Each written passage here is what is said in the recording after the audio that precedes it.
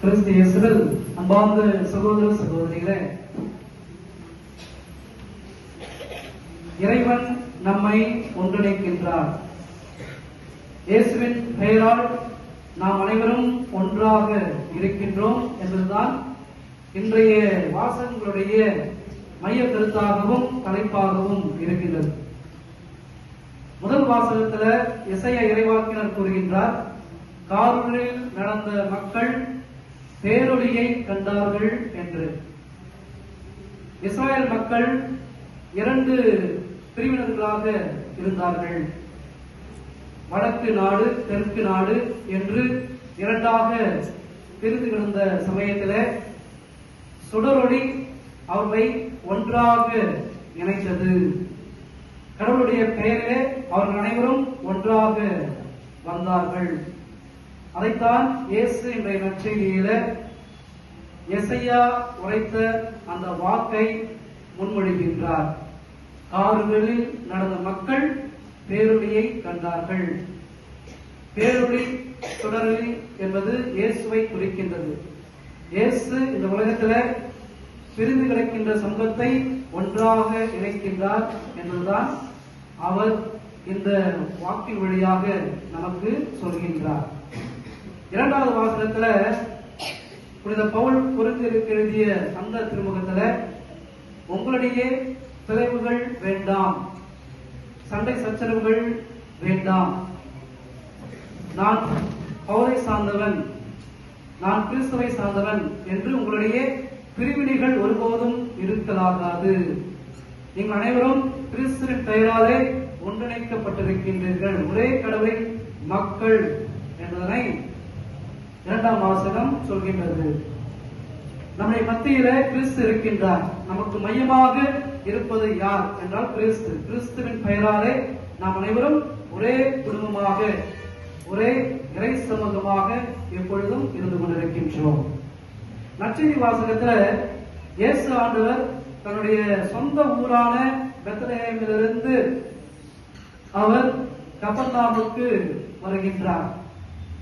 இந்த கப்பர்நாகும் என்கின்ற பகுதி புற இனத்து பகுதி, புற இனத்து மக்கள் அதிகமாக வாழ்ந்த ஒரு பகுதி. இதன் மூலம் இயேசு ஆண்டவர் பிற இடங்களுக்கும் சென்று நற்செய்தி அறிவிக்கின்றார். கடவுள் என்பவர் யூதர்களுக்கு மட்டுமல்ல, அவர் அனைவருக்கும், புற இனத்து மக்களுக்கும் சொந்தமானவர். அனைவருக்கும் நற்செய்தி பறைசாற்ற வேண்டும், அனைவரும் கடவுளுடைய பிள்ளைகள் என்பதனை எடுத்துரைக்கும் விதத்துல இயேசு தன்னுடைய சொந்த ஊரான பெத்லகேமிலிருந்து புறப்பட்டு அந்த கப்பர்நாகும் பகுதிக்கு செல்கின்றார். அங்கே இறைவனுடைய செய்தியை அவர் பறைசாற்றுகின்றார். இதன் மூலம் இந்த 3 வாசகங்கள் மூலமாக நமக்கு கொடுக்கப்படுகின்ற செய்தி இதுதான். கிறிஸ்துவின் பெயராலே நாம் அனைவரும் ஒன்றாக ஒரே சமூகமாக இணைந்திருக்கின்றோம். இந்த நற்செய்தி வாசகத்துல இயேசு 2 கட்டளைகளை நம் முன் வைக்கின்றார். அது சீடர்களுக்கு மட்டும் கொடுக்கப்பட்ட கட்டளை அல்ல, இன்று வாழ்ந்து கொண்டிருக்கின்ற நமக்கும் அது கட்டளையாக கொடுக்கப்படுகின்றது. இயேசு சொல்கின்றார், மனமாறுங்கள், நற்செய்தியை நம்புங்கள், காலம் நிறைவேறிவிட்டது என்பதுதான் அவருடைய கட்டளை. காலம் நிறைவேறிவிட்டது என்கின்ற இந்த வார்த்தைக்கு என்ன பொருள்? நாம் அனைவரும் நினைக்கலாம், இப்பொழுது இளமையாக இருக்கின்றோம், வாழ்க்கையை அனுபவிக்கலாம், வயது வந்த பிறகு நான் மனமாறிக் கொள்கின்றேன், அப்பொழுது கடவுளுடன் நான் வருவேன் என்று சிலர் நினைக்கின்றார்கள். ஆனால் மனம் மாற வேண்டியது இப்பொழுதே, இந்த நேரத்தில், எதிர்காலத்தில் அல்ல. காலம் நிறைவேறிவிட்டது என்றால் இப்பொழுதே, இந்த நேரத்தில் நாம் மனம் மாறி கடவுளிடம் வர வேண்டும். இதுதான் இயேசு அழைப்பாக, ஒரு கட்டளையாக நம் முன் வைக்கின்றார். இரண்டாவதாக அவர் தன்னுடைய சீடர்களிடத்தில் சொல்வது, என் பின்னே வாருங்கள், நான் உங்களை மனிதர்களை பிடிப்பவராக்குவேன் என்கின்றார். சீடர்கள் அனைத்தையும் விட்டுவிட்டு, தங்களுடைய மீன்பிடி தொழிலையும் விட்டுவிட்டு அவர்கள் இயேசுவின் பின் சென்று மனிதர்களை பிடித்தார்கள், ஆன்மாக்களை மீட்டார்கள். இந்த அழைப்பு நமக்கும் இன்றைய தினம் கொடுக்கப்பட்டிருக்கின்றது. நான் மட்டும் நன்றாக இருந்தால் போதும், நான் மட்டும் மீட்படைந்தால் போதும், நான் மட்டும் நல்லது செய்தால் போதும் என்று நினைக்கக்கூடாது. நம்முடன் வாழும் சகோதர சகோதரிகளையும் நாம் அழைக்க வேண்டும். மீட்பு வாழ்விற்கு அழைப்பு விடுக்க வேண்டும். நம்முடைய சொல்லாலும் வாழ்வாலும் நம்முடைய செயல்களாலும் அவர்களை மீட்டெடுக்க வேண்டும். ஆன்மாக்களை மீட்டெடுக்கின்ற பணி, மனிதர்களை பிடிக்கின்ற பணி இயேசுவின் தினம் நமக்கும் வழங்கி இருக்கின்றார். ஆகவே நாம் அனைவரும் எந்த ஒரு அழைப்பையும் பெற்றிருக்கின்றோம்.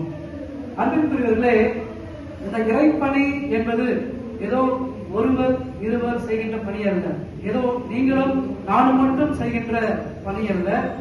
இது ஒரு குழு முயற்சி. நாம் இணைந்து பயணிக்க வேண்டும். இணைந்த பயணம் என்பது இனிய பயணம். நம் அனைவரும் ஒன்றாக சேர்ந்துதான் இறைப்பணி செய்ய முடியும். ஒரு நபராலோ தனி நபராலோ செய்யப்பட வேண்டிய காரியம் அல்ல. இதற்கு ஒரு உதாரணத்தை உங்கள் முன் வைக்க விரும்புகின்றேன். உங்களுக்கு எல்லாம் தெரியும், ரிலே எல்லாம் பார்த்திருக்கீங்களா? ரிலே காம்படிஷன், அது தொடர் ஓட்ட பந்தயம் என்று தமிழ்ல சொல்லுவாங்க. அந்த குழுவில ஒரு 4-5 பேர் இருப்பாங்க. அவங்க அங்கங்க நின்றுட்டு இருப்பாங்க. ஒருவருடைய கையில குச்சி இருக்கும், கோல். அதை எடுத்துக்கொண்டு ஓடுவார். ஓடி இன்னொருவரிடம் கொடுப்பார். அந்த இன்னொருவர் ஓடி இன்னொருவரிடம் கொடுப்பார். இப்படி அந்த கோல் ஒருவருக்கு பின்னால் ஒருவர் பாஸ் பண்ணுவாங்க. அப்படி குழுவாக இணைந்து அவர்கள் தொடர்ந்து ஓடினால் மட்டுமே அந்த குழுவானது வெற்றி பெறும். வெற்றி பெற வேண்டும் என்றால் குழு முயற்சி மிக மிக அவசியம். ஆகவே நாம் ஒன்றாக இணைந்து இறைப்பணி செய்தால்தான் அது முழுமை பெறும். நமது முன்னாள் போப்பாண்டவர் ஜான் பால் அவர்கள் கூறுவார், நம்மிடையே பிரிவினைகள் இருக்கின்ற போது நாம் பிறருக்கு நற்செய்தி அறிவித்தாலும் அதனால் எந்த பலனும் இல்லை. பிறர் அதனை ஏற்றுக்கொள்ள மாட்டார்கள். பிறர் ஏற்றுக்கொள்வதற்கு நம்மிடையே இருக்கின்ற பிரிவினைகள் தடையாக இருக்கும். நாம் ஒன்றாக இணைந்து நற்செய்தியை அறிவிக்கின்ற போதுதான் அந்த நற்செய்தி பிறரை போய் சேரும். பிறர் நம்புவார்கள், முழுமையாக நம்புவார்கள். ஆகவே நமக்கு இருக்க வேண்டிய பண்பு இதுதான், ஒன்றாக இருப்பது, ஒற்றுமையுடன் வாழ்வது. இதைத்தான் இயேசு இன்றைய தினம் நம்மிடம் எதிர்பார்க்கின்றார். ஆகவே என் பின்னே வாருங்கள் என்கின்ற இயேசுவின் அழைப்பை நாம் ஏற்று மனமாறி ஒரே குடும்பமாக இணைந்து இறைப்பணி செய்வோம். இறையாட்சியை இந்த உலகில் நிலைநாட்டுவோம்.